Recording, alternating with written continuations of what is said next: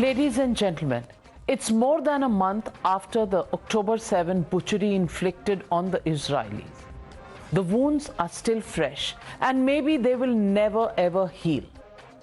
Many parents lost their children, kids became orphaned, and in some cases, entire families were gunned down by stone-hearted terrorists.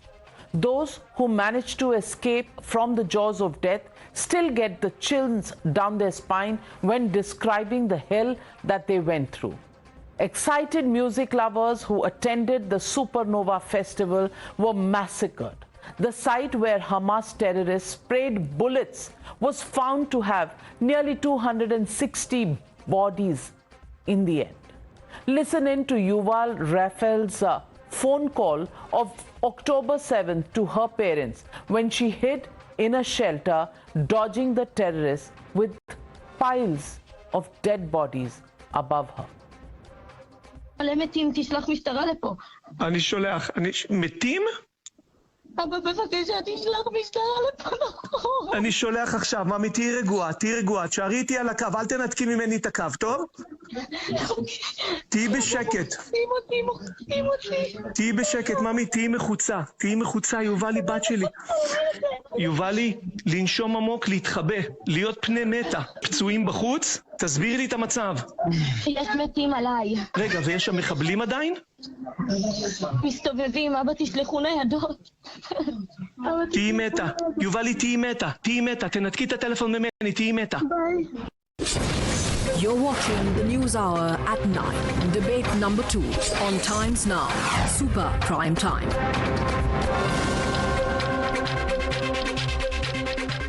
So joining me tonight, Yuval Raphael.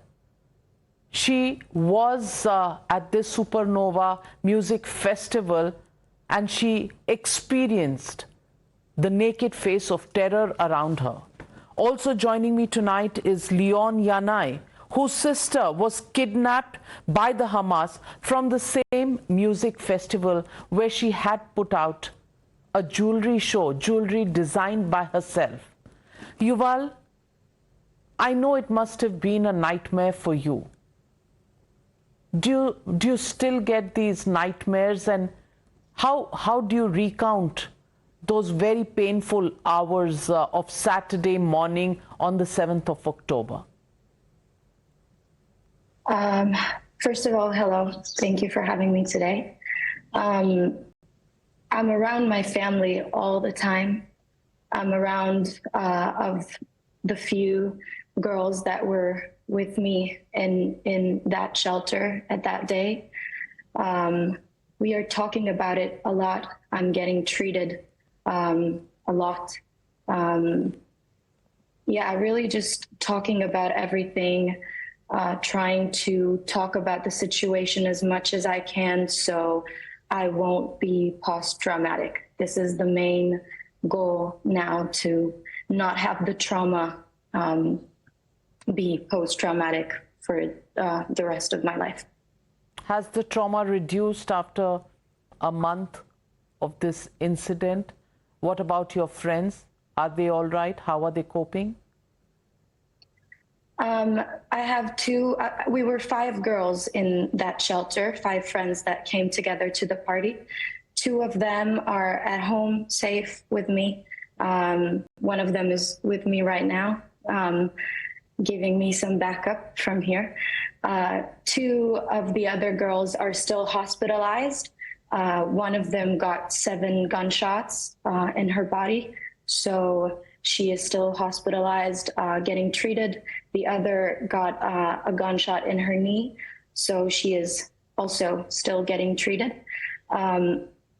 I think in the first few weeks, everything was okay because I was in a very big gratitude that I'm at home and safe.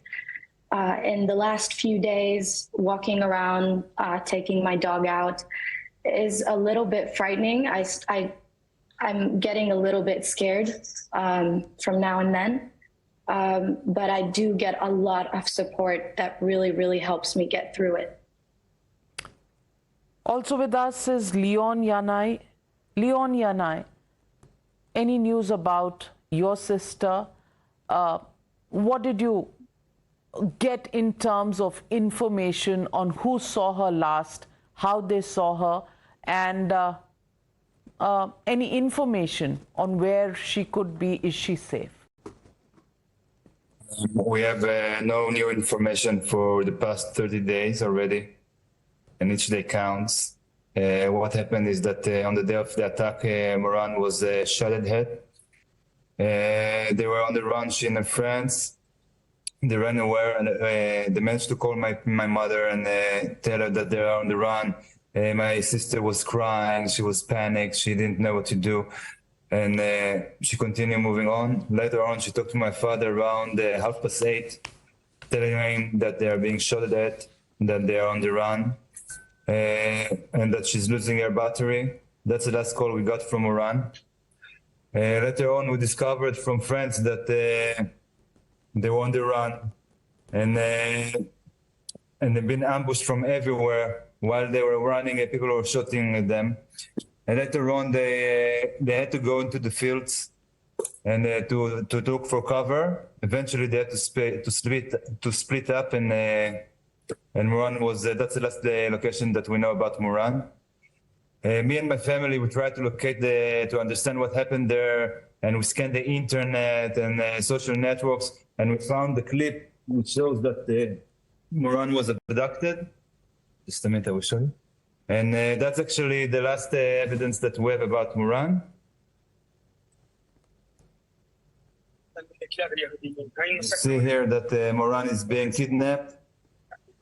There's few terrorists which cursing her and calling her a Jewish dog, and looking for things to do with her. That's the last evidence that we have from Moran.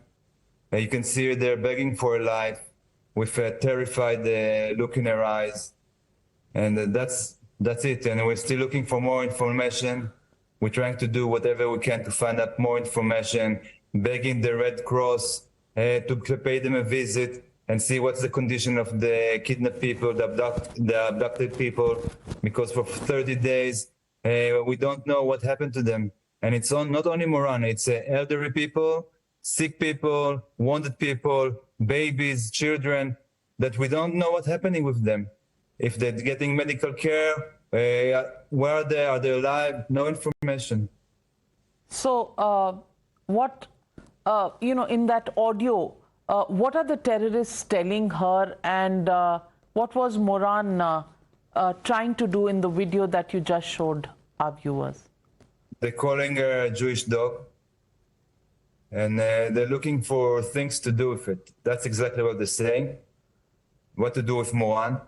Moran, he doesn't say nothing. You can see she's totally scared, and she's begging for her life. And I can see in her eye that she's very, very scared. Yes, so. How's your family coping with this, Leon? It must be very difficult for you, your sister, and your parents. Yeah, it's very hard. It's very, very hard for my parents. For my mother, for 30 days to picture her baby daughter somewhere unknown. Don't know what the condition of her. It's crazy for a mother and a father. Me and my sister, another member of the family, we're trying to do whatever we can to promote the story, to tell the story internationally, and to take care of my parents, to show them that we are doing something. It's very important for my parents. It's very important for us as well. We're trying to do whatever we can to bring the abducted people back. That's why I'm calling all the international leaders who can see me now, or to take action and to do whatever you can to bring these abducted people back home. Those are innocent people. And I'm calling all the international individuals that I want to tell you that this is not an Israeli-Palestinian issue. We're dealing here with something else. Those are people that went to a peaceful music festival to celebrate peace and love. We're talking here about people that went to work. We're talking about people that were sleeping in their bed at home. Those people were attacked so brutally and taking hostages and abducted. And you people, you cannot stand and not do nothing. You have to stand up and be united with us to bring them back, because today it's in Israel and we don't want it to happen anywhere else. We want it to stop. So if you don't want it to happen in your own country, you must take action and do something about it. Otherwise, it will come to your area, and we don't want that. I don't want that for you as well. Well said. We must stand up together. Well said, Leon. God forbid this shouldn't happen to anybody. But Yuval, I also want to ask you, Yuval, having dead bodies piled up above you, you're hiding below them. What was the situation like? Can you just share the horror that you felt and how you girls there together, found your way out of that shelter? Yes. So we entered the shelter after the party because there were bombings, there were rockets. So we wanted to be safe. We entered the shelter. I called my dad telling him where we are. And around, I think, 8:30 in the morning, the terrorists found us inside the shelter. They went inside and they started shooting at everyone. A few people died in the first shooting. Two of them were two girls that fell on me. That's when I called my dad, and you heard the conversation that I told him that I have dead people on me and that they have to call the police. At that point, every one of us still had a little bit of battery on the phone, so we all tried to call the police. The whole thing was around 8 hours, 7 to 8 hours.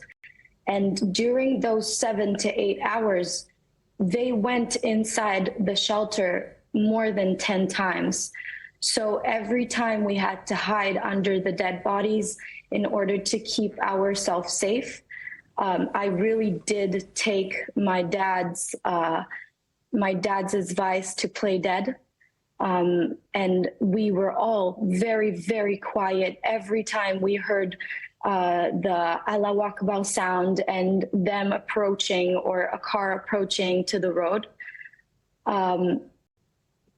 they started at one point throwing grenades inside.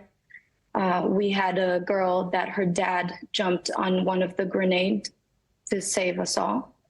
There were a few grenades that were thrown inside. I have no idea how we survived them. You get really scared. The thoughts in your head are, am I going to die today? Is this the way I'm going to die? When is someone coming to rescue us? What is going to happen? Am I going to lose one of my friends in all of this? Between the shootings, every time that they went out, we started asking each other if the other was alive. Adar, my friend that is here, every time there was a shooting, I whispered to her, Adar, are you still here? And she's like, yes, I'm still here. I'm still with you. It was horrible, but I don't know how, but you just find the strength to keep going a little bit more and a little bit more. The body that was on my leg was the hardest part for me. It was hurting a lot. The bomb shelter was very, very small, and we were around 40 people inside. Bodies on bodies on bodies, and the weight is I don't even know how to describe it. At the end of everything, one of the girls' dads that we were in contact with came to rescue us. He came with his son and a few other soldiers that he found there on the road. And he took 2 trucks and just loaded us inside. The first time that he came, he started shouting outside, does anyone need rescue? Does anyone need rescue? And I looked at my friends and I was terrified that this is not really a rescue. So we looked at each other and we said that we are not going out. The other survivors in the shelter were screaming, yes, we need rescue, please, please, we need rescue. And every time one of them went out, we heard gunshots. And then they said, it's okay, it's our forces, it's okay, you can come out. And we just couldn't believe it. And then at one point, the guy that went inside the bomb shelter that came to rescue us looked at one girl and said, Nitzan, it's dad, get up. And that's when we looked at Nitzan and we saw her face, and that was her dad. So we all got up. I had one body that was really locking me to the ground, so I had to have a few people pulling her out so I can get up. We had to walk on people's bodies to get out of the bomb shelter. And then that's it. We went on the truck. They told us not to look aside. And they took us somewhere safe, and we were evacuated to hospitals. Yuval, how many of the 40 in that shelter survived? How many of you left in the truck? 12. 28 bodies that you had to walk over? Yes. And they were good people. They were innocent people. Some of them were friends. We came to celebrate together. We came to dance together. Who thought that something like that could happen?